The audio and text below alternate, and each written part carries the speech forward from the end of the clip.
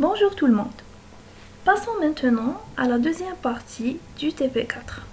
Après collecte des données et informations utiles, nous allons pouvoir créer notre nœud qui lui va, premièrement, être subscriber à travers le topic Turtle1Pose pour récupérer les positions actuelles de la tortue au cours du temps sur l'interface.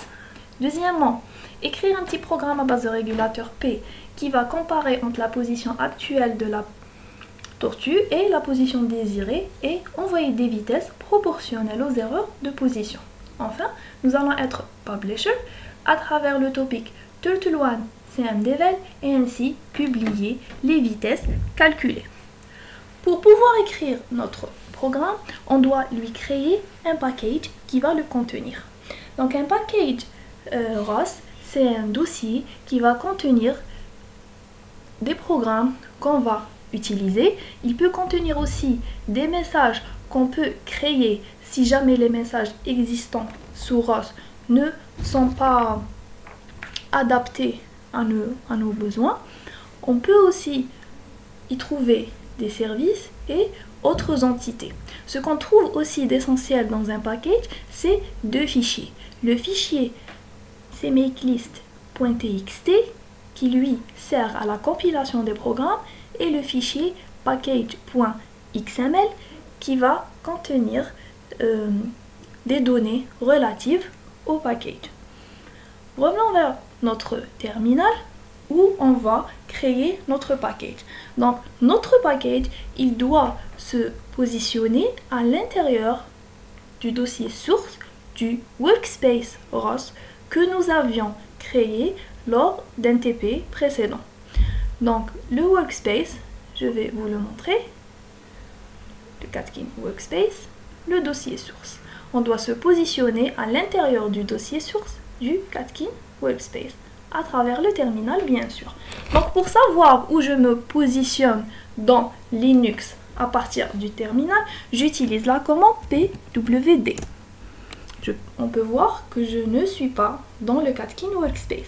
Pour lister les sous-dossiers qui existent à l'intérieur d'un dossier, on utilise la commande ls-l. Je vais trouver que à l'intérieur du dossier, ici c'est Ouda, il y a le dossier Catkin workspace. Pour entrer à l'intérieur d'un dossier, on utilise la commande cd Catkin workspace. On va voir si vraiment j'ai un dossier source à l'intérieur de mon workspace. J'ai effectivement un dossier source. Je vais me positionner à l'intérieur de ce dossier source et maintenant je peux créer mon package. La commande qui me permet de créer un package, c'est catkin create pkg. Je vais nommer mon package myturtle. Et ce qu'il faut spécifier, c'est les langages de programmation qui seront supportés par mon package et les types de messages dont je vais utiliser ou bien dont j'aurai besoin. Donc, je vais spécifier comme langage de programmation le C++, le Python et je vais dire que mon package il va supporter les standard messages. Les standard messages, c'est les variables basiques, c'est les types de variables basiques, c'est-à-dire les entiers, les floats, les chaînes de caractères et les structures qui contiennent une combinaison de ces variables simples. Donc, je mets entrée. On va voir que file existe dans mon cas, alors que dans votre cas, un package va se créer à l'intérieur de votre workspace et qui sera appelé myturtle. Dans votre package, vous trouverez src, include pour les bibliothèques, le cmakelist et le package.xml dont je viens de parler. Je me positionne à l'intérieur du dossier source du package que je viens de créer pour pouvoir y insérer mon programme. Donc on peut utiliser ls-l pour voir s'il y a un dossier source. Bon, premièrement, on se positionne à l'intérieur de myturtle. Donc je mets cd myturtle.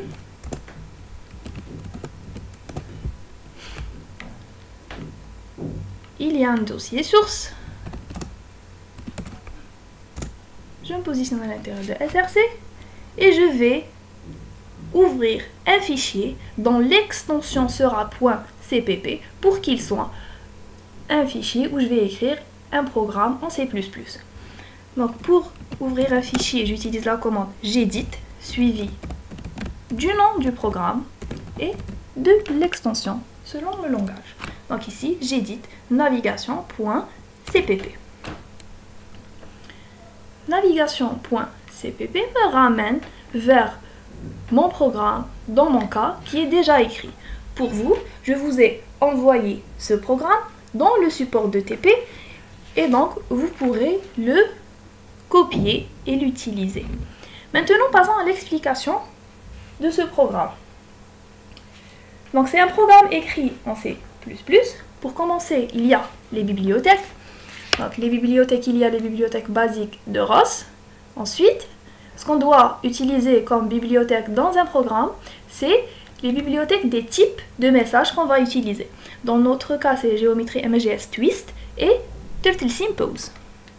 Après, on a la déclaration des variables utilisées dans notre programme, suivie de la déclaration de subscriber, de publisher et de notre régulateur.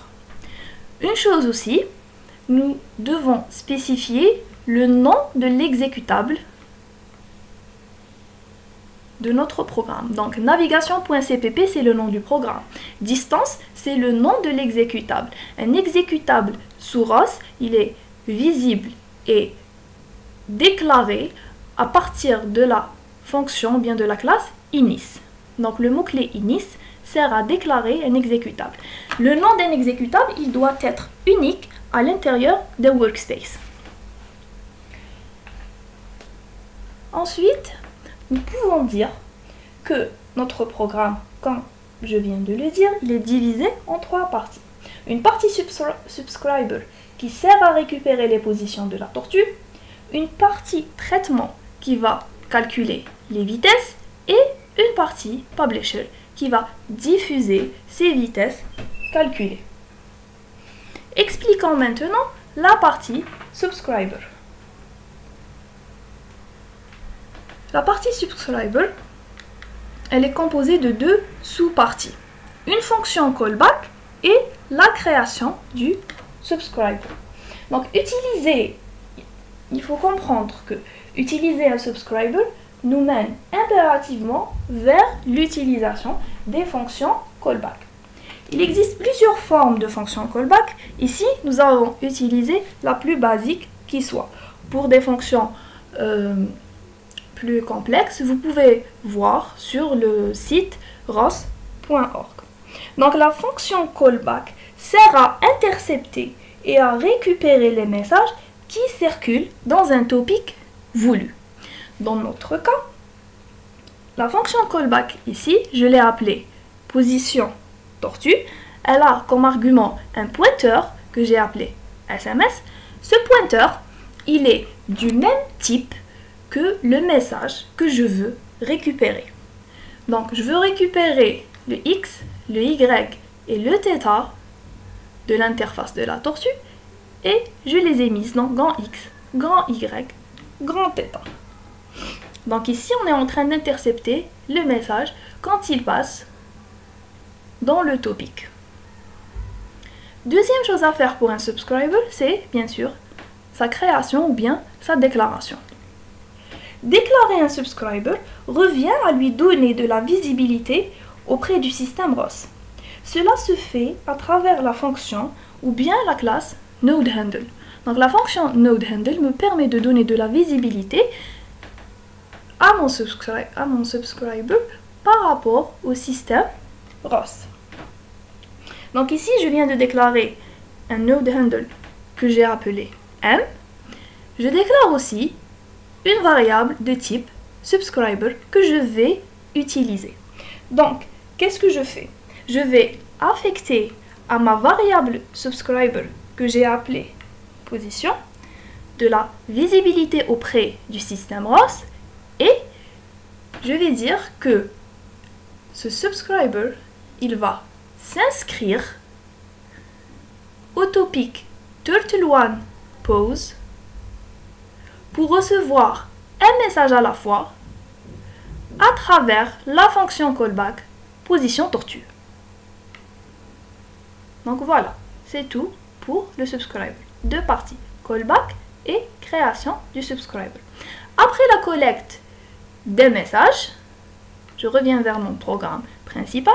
Après que j'ai collecté un message, je vais utiliser grand X, grand Y et grand θ pour calculer les erreurs de position sur le X, Y et le θ et envoyer ou bien calculer des vitesses qui seront proportionnelles à ces erreurs. Ça, c'est la partie traitement. Troisième partie, c'est la partie publisher. Une fois que j'ai mes vitesses V1, V2 et V3, je vais vouloir les publier ou bien les diffuser. Ce qui nous ramène vers la partie publisher. Donc la partie publisher, elle se compose de deux sous-parties similaires à la partie subscriber à peu près. Donc la première chose, c'est la création du publisher et la deuxième chose, c'est la diffusion du message. Pour la création du publisher, elle est similaire à celle du subscriber. Je vais donner de la visibilité à mon publisher. Donc j'ai créé une variable n qui va donner de la visibilité à mon publisher. J'ai créé une variable de type publisher. Et qu'est-ce que je vais faire? Je vais affecter à ma variable vitesse de la visibilité à travers le node handle. Pardon. Je remets le n à sa place. À travers le node handle. Et je vais dire que vitesse va diffuser des messages de type géométrie MLGS twist ou dans le topic turtle1 cmdvel avec une fréquence d'un message à la fois. Deuxième partie du publisher, c'est la diffusion de ce message. Donc, j'ai calculé V1, V2 et V3. Pour pouvoir les publier, je dois les affecter à une variable qui est du même type que les messages qui circulent dans le topic où je veux mettre mon information. Dans mon cas, mon topic c'est turtle1 cmdvel. Il fait circuler des messages de type géométrie MLGS twist. Donc je dois créer une variable qui est du même type que le type de message qui circule dans turtle1 cmdvel. cmdvel, c'est une variable de type géométrie MLGS twist. On a vu que ce type de message, c'est une structure de deux vecteurs et chaque vecteur contient 3 réels. Donc, je mets V1 dans linéaire.x, V2 dans linéaire.y et V3 dans linéaire.z. Ensuite, après l'affectation de ces variables ou bien de ces vitesses à cette variable cmdvel, je vais la diffuser à travers cette ligne, nom du publisher, point publish, entre parenthèses, nom de la variable. Donc, vitesse.publish cmdvel. Et mon message, il va être transféré dans le topic turtle1 cmdvel. Donc ça, c'est pour la partie programme. Je m'arrête ici avec cette deuxième partie. Dans la troisième partie, on va faire la compilation des programmes et les essais pour validation de tout ce qu'on vient de créer ici.